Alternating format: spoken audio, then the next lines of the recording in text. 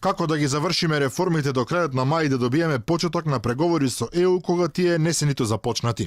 Експертската јавност порачува дека оптимизмот на премиерот и на неговите министри во врска со толку посакуваниот датум е всушност без реална подлога. Европската комисија сака да види вистински суштествени реформи во сите сфери, а особено во правосудството. Докази дека нештата се помрднале од мртва точка, а не само силни зборови и голема жилба. Ние реформите не сме ги ни почнале. Значи, барем она што треба да се направи е да се има некаква представа што се треба да се прави и каков тип на реформи се потребни за да го почнеме процесот на европските интеграции. Еден закон што го имаме донесено за спречување на корупција не е реформа. Она на што премиерот во суштина се надева, коментираат експертите, е политичка одлука од европските бирократи, односно замижување пред фактичката состојба со реформите и давање датум како компензација за тешките одлуки на владата, да го промени името на државата и да потпише договори со соседите во кои многу повеќе даде отколку што доби. Заменување на името, менување на уставот, договорот со Грција, договорите со другите соседи, тоа се големи политички поени.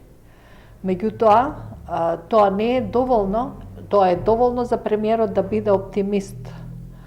Меѓутоа, тоа не е доволно за земјите членки да дадат позитивна оценка.